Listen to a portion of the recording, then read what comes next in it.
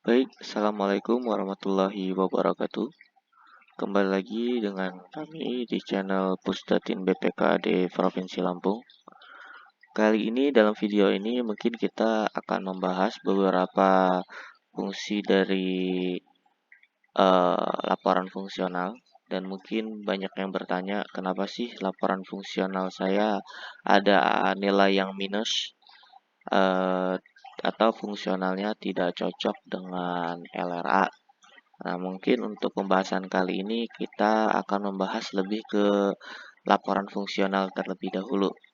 Di sini saya akan menjelaskan atau akan mencontohkan di mana ada di provinsi kami yaitu di Dinas Perindustrian dan Perdagangan. Itu di sini fungsionalnya bisa kita buka.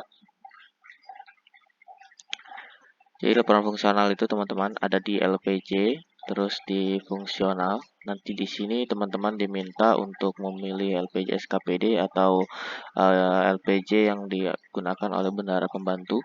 Lalu di sini akan dipilih bulan yang akan dicocokkan dengan LRA. Nah, pada laporan ini memang dia sedikit lama membaca karena akan mengambil seluruh realisasi jumlah anggaran yang ada di daerah kita, khususnya yang ada di OPD Bapak Ibu sekalian. Tapi setelah tampil seperti ini, kita akan disuguhkan laporan pertanggungjawaban bendahara pengeluaran atau SPJ fungsional. Dia seperti ini. Jadi di sini ada kode rekening, ada uraian, jumlah anggaran. Untuk SPJLS gaji, ini khusus untuk gaji bulan lalu, bulan ini, dan sampai dengan bulan ini. Lalu LS barang jasa, lalu SPJ, UP, GU, dan TU. Lalu di sini seluruh SPJ sampai dengan bulan ini dan sisa anggaran. Jadi Bapak Ibu pastikan sisa anggaran di sebelah kanan, pojok kanan itu tidak ada minus. Nah, apabila ada minus, Bapak Ibu bisa mencarinya. Mungkin ada cetakan TBP yang masih angkanya double sehingga melebihi jumlah anggaran. Nah, kalau kita contohkan di tempatku di Dinas Perdagangan ini, itu dia ada minus di sisa saldo kas. Nah, sisa saldo kas ini dia terbaca minus. Kenapa terbaca minus? Bapak Ibu tak usah khawatir. Kita dapat melihatnya dari nilai penerimaan.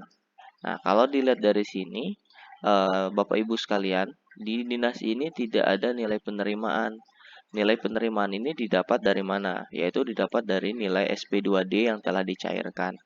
Akan tetapi, kalau kita lihat di atas, nilai yang minus ini itu sudah ada nilainya sebagai nilai pengeluaran.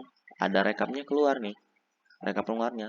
Tapi kenapa dia ada pengeluaran tapi tidak ada penerimaan atau tidak ada pencairan? Dia seolah-olah aplikasi membaca dia ada pengeluaran, ada pembelanjaan, tapi tidak ada penerimaan atau tidak ada SP2D. Nah, langkah di awal, Bapak Ibu sekalian harus memastikan bahwasanya di sini harus tahu dulu nih, ini jenis belanja apa yang nominalnya seperti ini. Nah, Bapak Ibu harus memastikan dulu.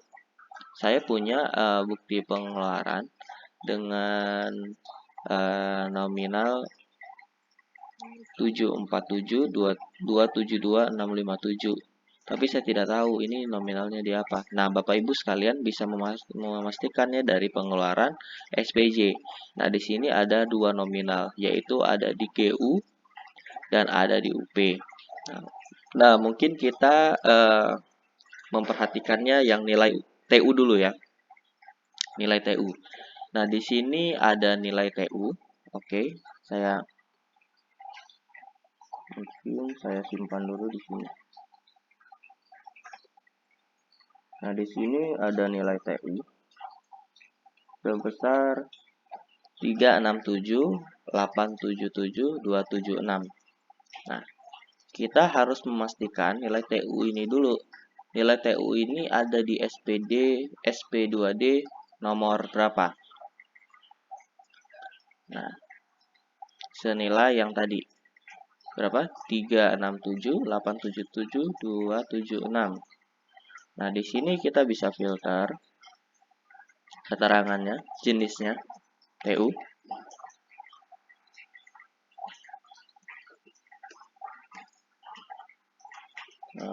Sorry, untuk seharusnya kita filter nomor. Biar yang TU aja yang tampil. Nah, di sini kita lihat nih, yang 367, 877, 276. Nah, di sini untuk itu dia tidak ada. Yang ada di bulan Mei 368071500. Ada kemungkinan TU ini adalah nomor TU ini yang masuk ke fungsional. Kita ambil angka ini ya. Kita simpan. 368071500. Nah, dari angka ini dia sudah statusnya terverifikasi dan sudah tertransfer. Karena kenapa saya mengambil angka nominal ini? Karena dari nominal TU 367 itu tidak ada yang mendekati karena nominal seluruhnya pada kurang dari situ. Kemungkinan nominal yang di LPJ adalah nominal sisa karena ada sisa store. Nah, saat sekarang kita perhatikan di STS-nya, di STS TU. Nah, STS TU ini kita lihat dengan status yang sudah disahkan, mana yang nominalnya mendekati dengan tadi. Nah, jadi Bapak Ibu memastikan mana TU yang menjadi pengembalian tadi. Nah, coba kita lihat yang ini, kita cetak. Kan? Seharusnya tadi sebelum masuk ke sini kita memperhatikan dulu nih. Dari segi keterangan aja kalau melihatnya. Oke. Jadi kalau di sini kita mungkin saya kembali lagi ke SP2D ya, biar lebih enak. Nah, di sini kita cari yang tadi.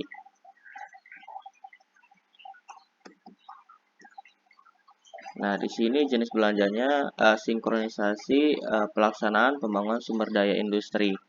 Kalau kita lihat di STSTU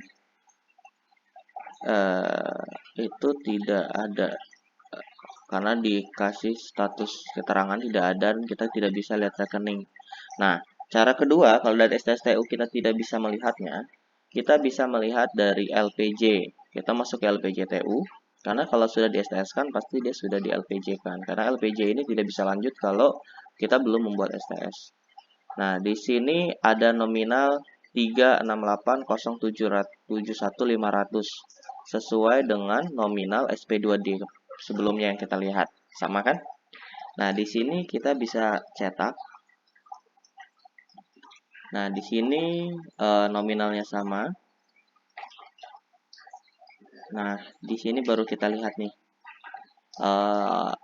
bahwasanya yang dipertanggungjawabkan hanya 3678877276 sesuai dengan yang isi yang ada di LPJ fungsional kita sebelumnya. Nah, di sini berarti kita udah tahu nih Bapak Ibu bahwa SP2D TU tersebut tidak masuk ke dalam LPJ fungsional. Pertanyaannya, kenapa tidak bisa masuk? Nah, ini harus kita perhatikan. Kita tadi menarik, kita lihat SP2D-nya. Oke, mungkin saya ngetek. Oke, bisa. Jadi kita lihat di SP2D-nya. Apa yang berbeda? Jadi ketika kita cetak LPJ fungsional, itu kita ambil di bulan Juni. Jadi seluruh pengeluaran di bulan Juni itu masuk. Nah, ini teman-teman, kenapa kendalanya? Kendalanya itu ada di tanggal SP2D. Jadi kakak-kakak sekalian atau dinas perdagangan itu meng-SPJ-kan atau membuat SP2D, mencairkan itu ada di bulan Mei 2024. Karena memang TU ini sebenarnya peng-SPJ-annya kan harus 1 bulan ya, 1 bulan ya batas maksimalnya 1 bulan. Nah, jadi tanggal SP2D-nya itu ada di tanggal 3 Mei. Tanggal transfer pun seperti itu ada di tanggal 3 Mei. Akan tetapi yang dilakukan oleh Dinas Perdagangan itu membuat SPJ untuk TU tersebut itu di bulan Juni. Jadi di LPJ fungsionalnya terbacanya ada pencairan di bulan Mei, yaitu penerimaannya di bulan Mei, tapi pengeluarannya ada di bulan Juni. Nah, jadi SP2D-nya tidak terbaca. Kita ulangi, kita buka LPJ-nya biar nggak kebingungan. Jadi nominalnya tidak dibaca, maka itulah timbulnya minus. Nah, mungkin dari segi ini, Bapak Ibu sekalian, apabila di akuntansinya dipertanyakan kenapa fungsionalnya minus, Bapak Ibu sekalian mungkin hanya memfokuskan pada nilai jumlah SPJ dan SPD bulan ini sesuai tidak sama dengan LRA-nya. Jadi yang harus dipastikan jumlah nilai SPJ-nya saja. Jadi kalau di fungsionalnya masih minus, itu bisa jadi penyebabnya seperti itu. Jadi penyebabnya dikarenakan pencairan dan pertanggungjawabannya tidak sama bulannya. Jadi pencairan ada di bulan Mei, seharusnya peng-SPJ-an pun kalau dari sisi aplikasi ya, SPJ-an pun harusnya ada di bulan Mei. Jadi kalau SPJ-nya di luar bulan Mei, maka di fungsionalnya terbaca minus. Karena di fungsional yang ada di aplikasi SIPD ini, dia tidak membaca periode tanggal 1, misalnya tanggal 1 Januari sampai dengan tanggal sekian itu enggak. Jadi membacanya per bulan. Jadi per bulan yang dianggap pencairan itu. Tapi jangan khawatir Bapak Ibu sekalian, yang harus diperhatikan yaitu jumlah totalnya. Ya, dimana jumlah total ini harus sama dengan jumlah yang ada di LRA yang sudah di-approve. Nah, kadang-kadang ada juga jumlah LRA-nya tidak sama dengan jumlah fungsional. Nah, ini ada beberapa cara sih untuk menganalisisnya. Mungkin akan kita bahas di video selanjutnya ya Bapak Ibu sekalian. Jadi mudah-mudahan kenapa fungsional terdapat minus itu Bapak Ibu sekalian dapat memahami yang saya jelaskan. Itu kemungkinan ada beberapa yang berbeda pencairan dan pengeluarannya. Itu yang pertama. Tapi kalau dia minusnya ada di jumlah anggarannya sudah berlebih, ini kemungkinan Bapak Ibu ada penginputan NPD yang SPD-nya masih udah habis tapi tetap dibuatkan NPD. Memang begitu di awal-awal memang seperti itu. Tapi sekarang sudah bagus, baik. Nah, itu yang pertama. Terus yang kedua, kemungkinan Bapak Ibu sekalian ada nominal TBP yang double. Jadi setiap pembuatan TBP itu diwajibkan untuk dicetak sehingga ada jumlah double karena berpengaruh kepada LRA-nya. Nanti LRA-nya akan ternilai double juga. Mungkin sekian video dari saya. Setelah ini mungkin kita akan bahas tentang nilai fungsional dan nilai LRA kenapa tidak sama atau tidak sinkron. Sekian dari saya. Billahi taufiq wal hidayah. Wassalamualaikum warahmatullahi wabarakatuh.